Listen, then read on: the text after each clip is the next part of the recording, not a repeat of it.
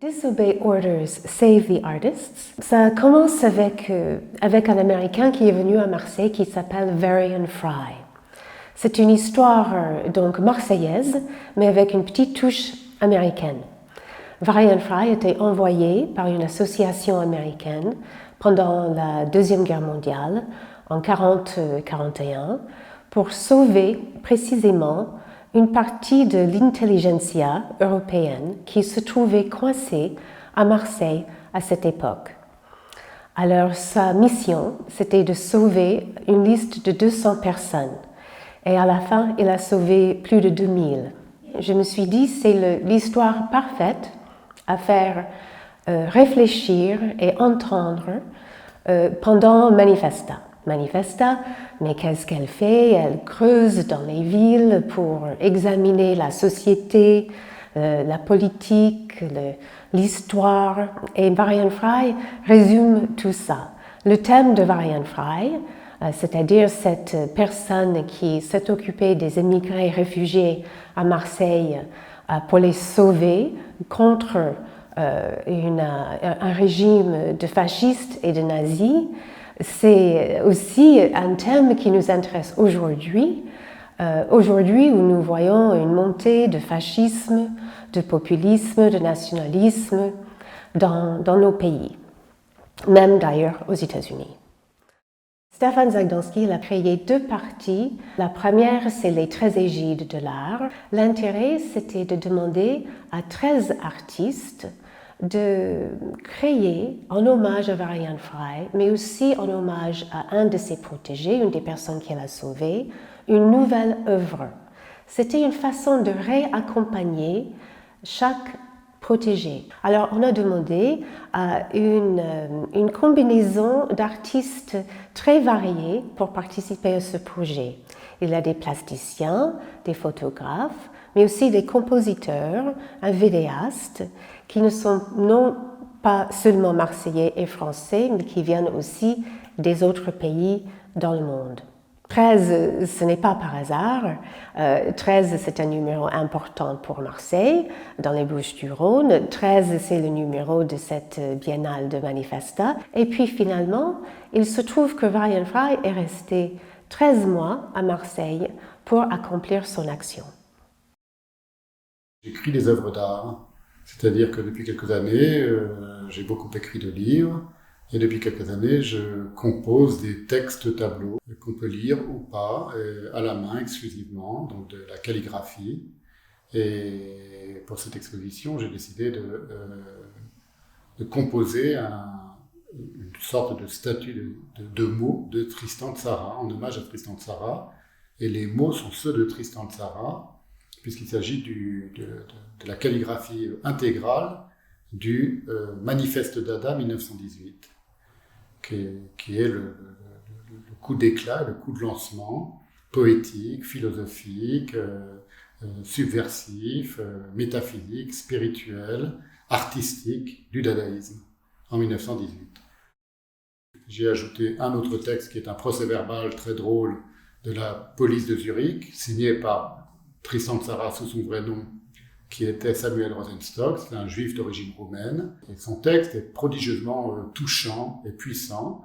C'est une sorte de déclaration de guerre à la guerre qui venait de s'achever, la Première Guerre mondiale, puisqu'il date de 1918.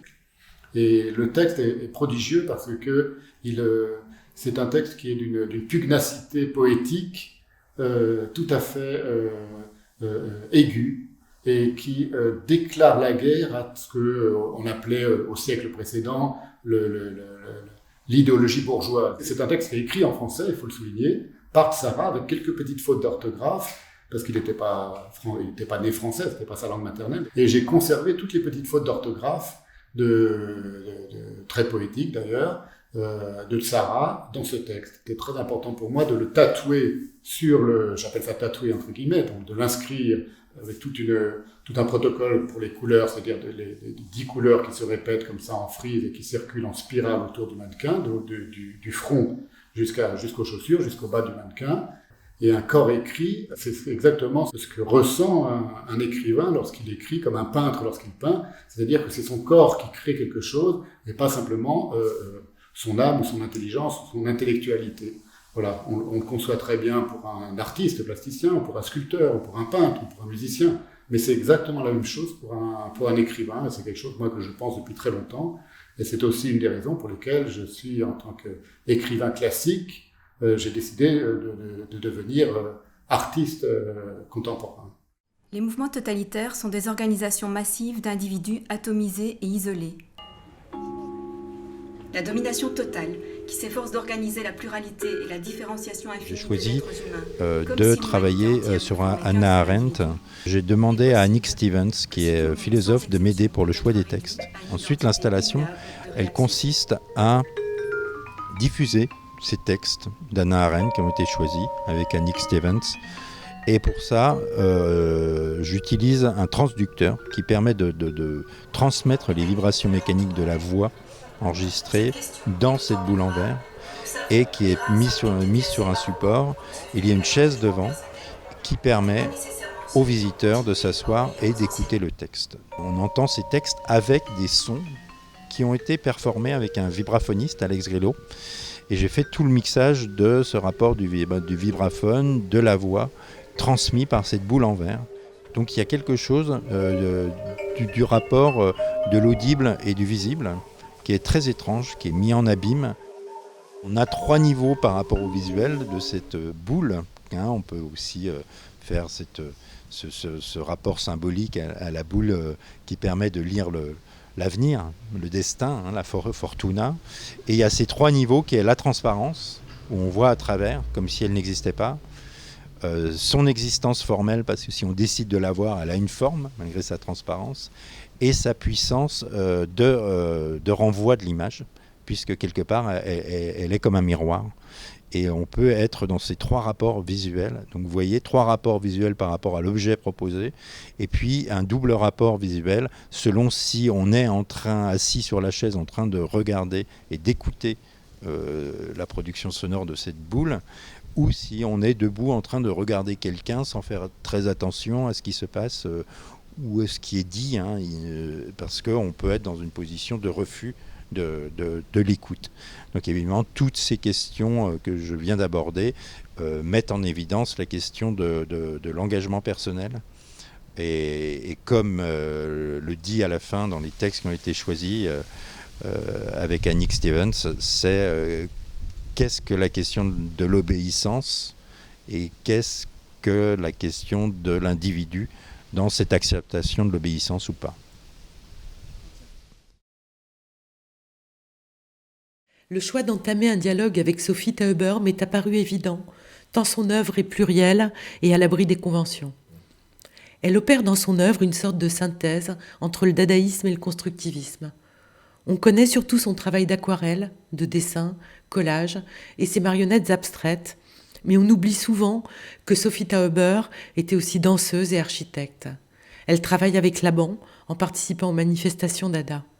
La danse devait traduire la vie, l'énergie, le temps, l'espace. J'ai choisi de dialoguer avec son œuvre de 2 manières.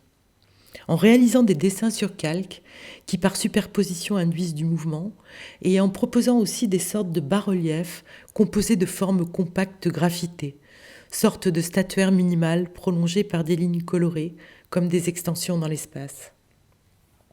Le dessin au sens élargi est au cœur de ma pratique, prend différentes formes et répond à différentes temporalités dans le faire et dans sa relation à l'échelle d'un lieu.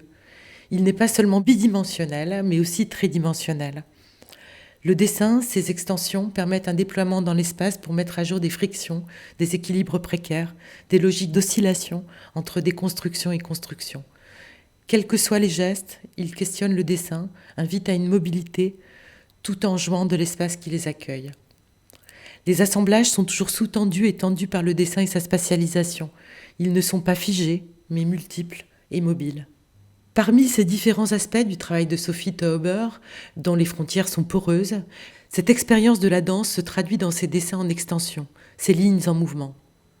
Son expérience de la danse et d'une perception kinesthésique des déplacements dans l'espace, issue de cette pratique, l'amène à investir autrement le champ de la représentation et sa confrontation avec le spectateur. Ces choix de matériaux, autres que peints, se situent dans le principe dadaïste d'élargir la panoplie de matériaux disponibles pour l'artiste, y compris des objets du quotidien, banals et trouvés. Ces œuvres réalisées avec ces moyens matériels réduits sont influencées aussi par le primitivisme. Son travail de dessin me touche particulièrement, tant il est nourri par sa relation à la danse et à l'architecture. Les lignes oscillantes, qui apparaissent en formation variable, génèrent du mouvement.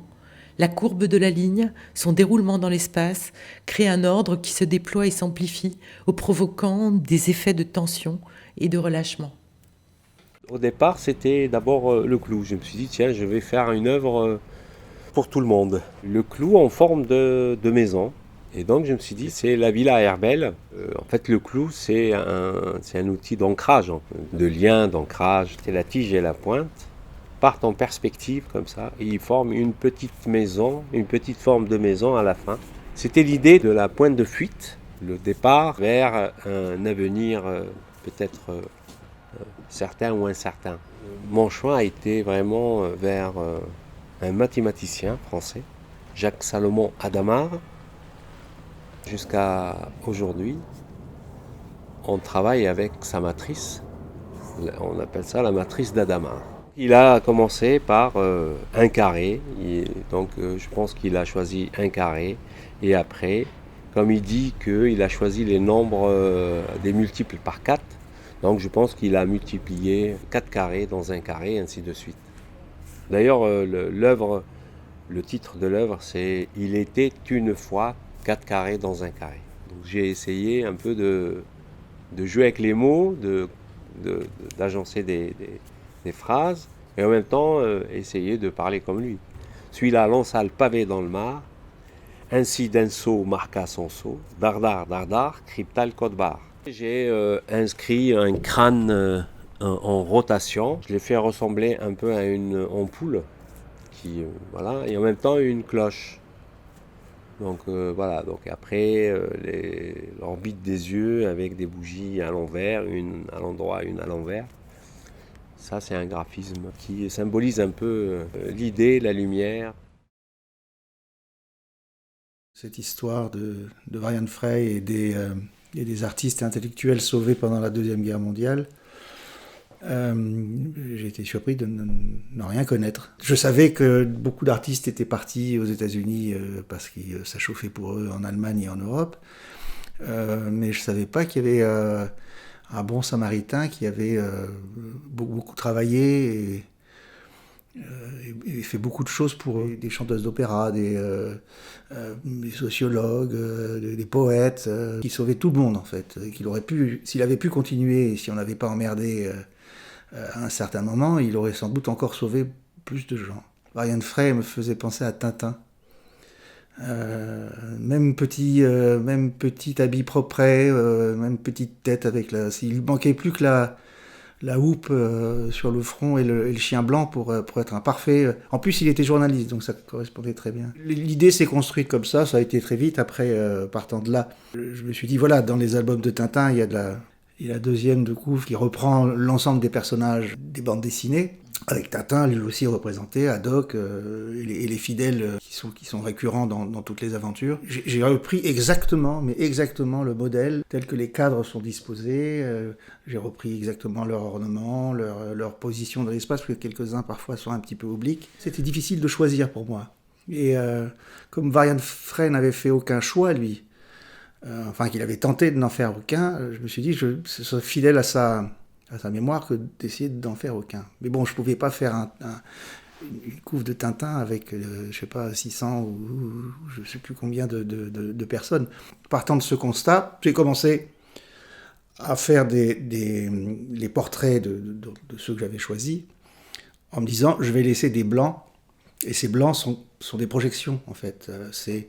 C'est un endroit qui est vacant et dont tout le monde peut prendre la place finalement. Donc avec cette petite entourloupe, je peux placer tout le monde. Certains en dessin, à travers un portrait, et d'autres en imagination. Pour cette exposition, je me suis dit je ne veux pas choisir un artiste plasticien parce que je suis artiste plasticien et faire un travail sur un autre artiste plasticien me semble un peu compliqué. Et aussi, Alma Mahler m'a toujours fascinée. J'ai décidé d'abord de faire quelque chose sur sa vie. Elle était aussi compositrice, mais quand elle a marié Gustav Mahler, il l'a demandé d'arrêter à composer elle-même et de s'occuper de lui exclusivement. Et donc, le reste de sa vie, elle a travaillé un tout petit peu en musique, mais elle n'a jamais repris vraiment le travail de compositrice, même si elle avait de grandes ambitions de faire quelque chose d'important.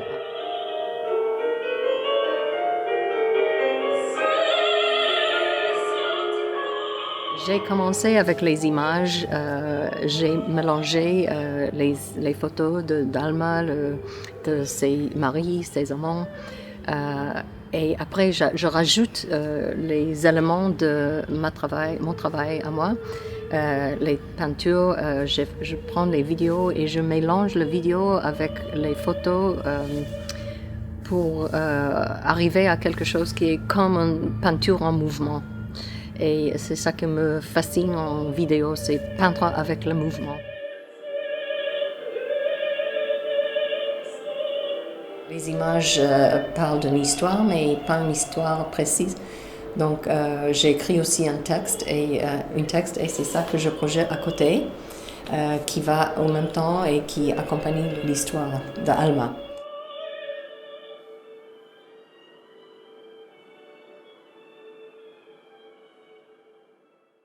J'ai choisi Max Ernst et son travail de collage car j'avais en mémoire The Chinese Nightingale de 1920. C'est intéressant et en même temps c'est complexe de travailler autour de l'œuvre d'un artiste. Aussi Max Ernst a une œuvre multiple à plusieurs niveaux. Le collage, c'est une pratique artistique de longue haleine. Il y a deux méthodologies principales. La première est d'avoir une idée et de chercher les formes. La seconde est d'avoir une base de forme prédécoupée et de composer avec cette matière. Pour l'une et pour l'autre des méthodologies, il faut explorer, chercher dans les revues, les catalogues, les magazines pour trouver des éléments qui nous intéressent. Aussi, le découpage est parfois long et minutieux. La partie importante est celle de l'assemblage des éléments, des signes, des formes, des couleurs, etc. C'est le moment fort et intense car à partir de là, en fait, on voit notre travail qui apparaît et ça devient lisible. Par exemple, pour Endalib Elsini, c'est un hommage à The Chinese Nightingale. J'ai cherché les composants pour faire cette proposition. Les deux autres collages, je les ai réalisés en ayant une base d'éléments ou pas, que j'ai assemblés au fur et à mesure, tout en essayant de combiner, en essayant de voir si ça pouvait fonctionner. Finalement, les découpages sont des signes, et ces mêmes signes permettent d'écrire. Ces trois collages s'insèrent dans l'exposition collective et communiquent avec les œuvres des autres artistes grâce au commissariat et à la scénographie mise en œuvre. Le photomontage est pour moi une manière d'explorer un autre langage artistique et se situe dans le prolongement de mes expérimentations photographiques. Combiner, rapprocher, assembler des signes, des formes, ont permis de fabriquer des histoires avec des images qui déjà reproduisent le réel d'époques différentes. Mes collages, ici, nous présentent des scènes incongrues, surréalistes. Ce sont des récits qui s'offrent à chacun. Nous avions perdu la liberté.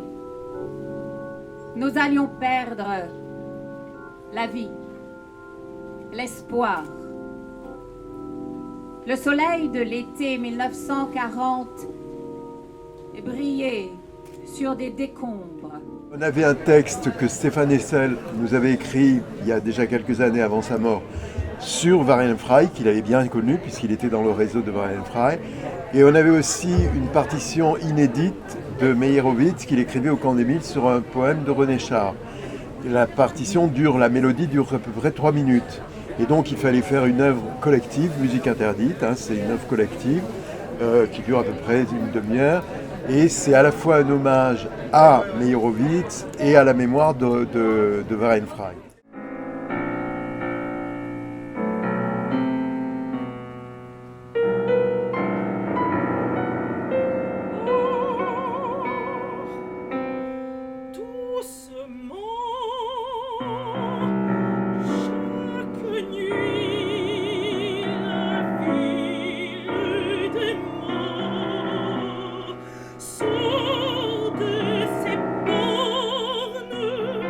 Christelle soprano, Maria récitante et Vladik pianiste. Alors il devait y avoir un chanteur soufi wolof du Sénégal qui n'a pas pu prendre l'avion, donc on a fait nous ce qu'on pensait pouvoir faire avec notre musique dite classique.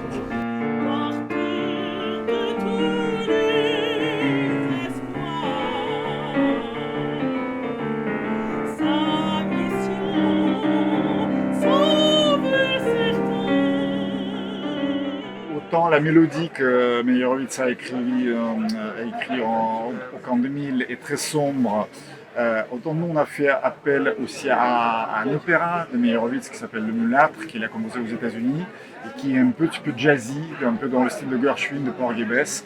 C'est une musique beaucoup plus légère, beaucoup plus optimiste, c'est un contraste très assumé avec le thème qui est lui sombre. Mais du coup, on cherchait un certain équilibre en Christelle qui chantait les textes et Maria récitait les textes de Stéphane Hessel sur cette musique jazzy et très enjouée. Voilà, ça, c'est un peu de la particularité de ce programme et on cherchait oui, aussi... c'est en hommage aussi au collage réaliste. Hein. C'est les cadavres exquis chers aux surréalistes, puisque Warenfrey était avec la Villa Bel-Air, avec tous les surréalistes et André Breton. Il y a aussi ça. Mais c'est surtout le fait que l'art peut, on va dire, racheter les horreurs que l'histoire nous a fait subir. Notre travail est sur Marcel Duchamp et aussi un peu sur Wilfredo Lam. Le projet qu'on présente ici, c'est un lien avec un artiste cubain qui s'appelle Nestor Sire.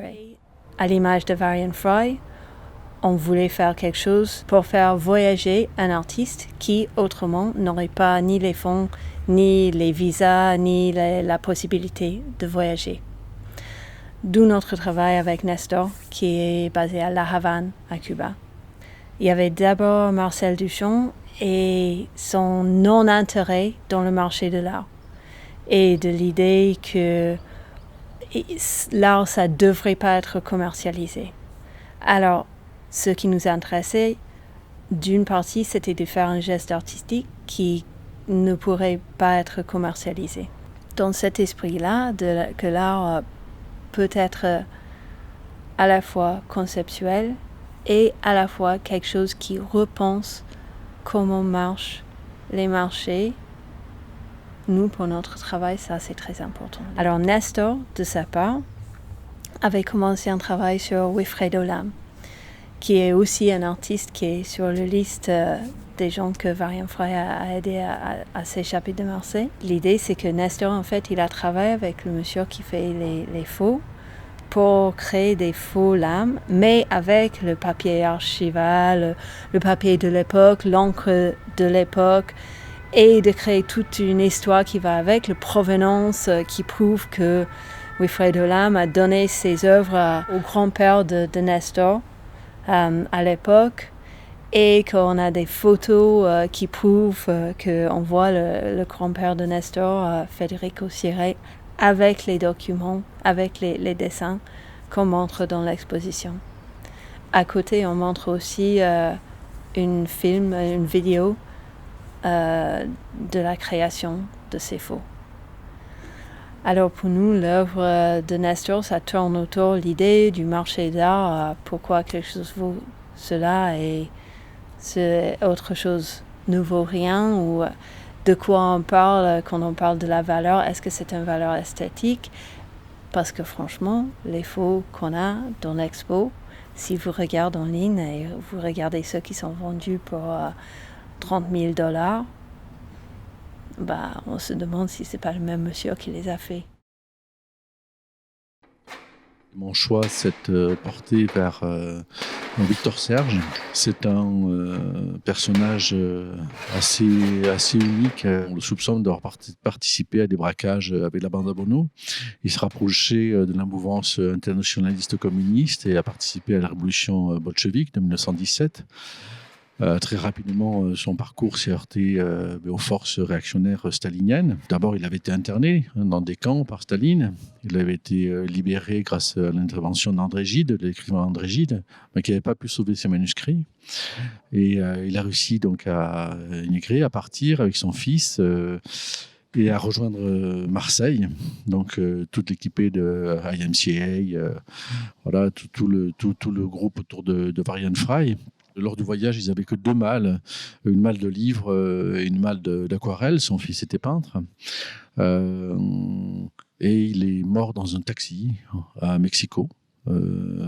Sa fin est assez terrible, puisqu'en fait, l'employé des pompes funèbres ne voulait pas l'enterrer pour des raisons tout simplement qu'il ne savait pas quelle nationalité lui donner. Donc finalement, il était enterré au cimetière français avec une nationalité espagnole. Bon, ce qui est assez étrange, mais d'une certaine manière, il rejoignait tous ses camarades des brigades internationales. Son nom a progressivement sombré dans l'oubli. Donc là, mon œuvre, c'est tout simplement les 39 livres qu'il a écrits, qui sont des livres miniatures, en fait des livres d'une bibliothèque clandestine qu'il pourrait porter avec lui pour partir depuis Marseille jusqu'à Mexico. Voilà. Donc ce sont des livres très particuliers, qui incarne cette brutalité d'histoire, dans la mesure où ce sont des livres qui ont été, je dis, cristallisés. Ce sont des tout petits livres, tout petits, vraiment des livres de poche, quoi. Ce qu'on appelle de poche, mais plus petits que les livres de poche. Et par un phénomène de cristallisation, en fait, il y a une mutation, en fait, et l'objet devient en verre. C'est le livre lui-même qui devient en verre. Voilà, et donc ce sont des objets qui ont subi la violence de l'histoire, sa tragédie, ce mouvement, et en même temps qui sont éternels, comme l'œuvre de Victor Serge. Like Franz Werfel, I have grown up in Prague and I'm Jewish, and I've always felt an affinity with his work. So for my drawing here, I chose Werfel's most autobiographical text, Sela or the Survivors, on which he was working while in exile in France. The book remained unfinished and was only published after Werfel's death. Early in the book, there is a passage that literally took my breath away. So the story takes place in the present, that is 1930s. What happens in this passage is that the narrator, an Austrian Jew, is walking in a park in Vienna and meets a childhood friend who talks to him about his premonitions of the future. And they decide to drive to a nearby lake where they, as children, used to play during the summertime. The passage I have drawn starts when they arrive there. The narrator is looking over the large body of water. It's winter now, everything is gray, quiet, barren. He closes his eyes and the lake appears to him as he used to know it in those summers. With all the bright colors, with the songs of countless birds. Thinking of his friend's words, he already mourns the loss. They both stand at the edge of the lake, quiet, unable to tear themselves away. Slowly, a brown fog descends, and on a raft, 3 peasants arrive, among them a young woman carrying a small casket. So this passage is much longer than the texts I usually draw, because in a longer text, the image conjured by the words often tends to dissipate. But in this case, there's something cinematic about the passage. The remembered image is being projected over the reality. It becomes almost palpably present to us. And I feel it makes us follow Werfel as he guides us through his experience of loss and exile. So deeply personal here, but so universal at the same time. Voici une dame qui a été peintre toute sa vie et qui est complètement tombée ou partiellement dans l'oubli. Voilà, donc ça m'intéressait beaucoup de cheminer avec elle. Et je n'ai pas du tout été déçue parce que j'ai découvert une vie de femme absolument extraordinaire. C'est quelqu'un qui avait un tempérament de folie. D'ailleurs, elle était surnommée 14 juillet. Sa fille, Aube Breton-Elouette, qui a eu une très très grande générosité de me confier effectivement la plupart des archives qu'elle possédait, donc archives tout à fait privées. Et c'est avec ça que j'ai pu effectivement faire ce gros livre qui s'appelle évidemment L'amour fou, en référence au livre qu'a écrit André Breton pour sa femme, Jacqueline Lambert. J'ai décidé de tenter de réduire l'œuvre de Jacqueline au petit musée portatif, la fameuse boîte en valise de Marcel Duchamp. Ça a été un petit peu l'idée de départ. J'ai lu qu'en 1940, pendant la débâcle, Marcel Duchamp s'est sauvé, a fui Paris en emportant une seule chose avec lui, c'est sa boîte en valise, dans laquelle évidemment il y avait ses œuvres, puisque la boîte en valise a été conçue comme un petit musée portatif. Donc ça, pour moi, ça bouclait une boucle, quoi. Il y avait vraiment quelque chose, un raccord à l'histoire, à la fois sur Duchamp, et la rencontre avec l'œuvre de Jacqueline qui m'est apparue comme assez juste. J'ai non seulement les œuvres picturales de Jacqueline, enfin certaines évidemment, il n'était pas question de tout montrer, la vie de l'artiste, mais également l'histoire qu'elle rencontre, et parmi laquelle cette histoire extrêmement à la fois douloureuse, traumatisante et passionnante, avec le moment d'arrivée de Varian Fry. Brest, 18 juin 1940. Je ne peux traiter de l'atmosphère marseillaise, comme tu me le demandes, durant la Deuxième Guerre mondiale. Par contre, c'est à Brest que j'ai assisté à la débâcle française. J'avais 14 ans. Mon père était caissier de la Banque de France en poste à l'agence Vantaise, dont les bâtiments étaient construits sur un sol de granit. En conséquence, les caves creusées dans un tel sol étaient inattaquables par les réseaux souterrains. Dès 1938, les réserves d'or de la République française y furent emmagasinées.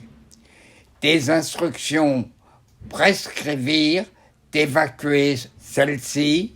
Les familles des employés pouvaient accompagner ce transport en vue d'un embarquement à Brest. Un bateau nous attendait, direction Fort-de-France. Notre groupe familial était composé de ma mère et de ses 7 enfants. Au préalable, ma mère avait pris conseil près de son frère officier de réserve, dont les enfants orphelins de mère habitaient chez nous. La famille se trouve donc sur le plateau arrière d'un camion, les sacs de billets de banque cachant les caisses contenant les lingots d'or. Aucun policier n'accompagnait notre camion. La direction de la Banque de France savait agir discrètement. Ainsi, il était dit que ces navires partaient pour l'Amérique, une désignation pour dérouter les espions. Un navire de marchandises, le Meknès, était affecté à ce transport. Sur les quais de Brest, l'ambiance était des plus désordonnées. Des soldats canadiens détruisaient leurs armes et précipitaient leurs jeeps dans le port. Leurs gestes étaient colériques. Ils étaient enivrés. Seuls, mes 2 frères et un cousin embarquèrent à bord du Meknès pour atteindre l'Angleterre. Le chauffeur d'une voiture se mit à notre disposition pour regagner Vannes. Le moral pour ce retour n'était pas à la hauteur. Par la suite, nous apprîmes que le Meknès fut torpillé à son retour d'Angleterre. Paris, 15 février 2021.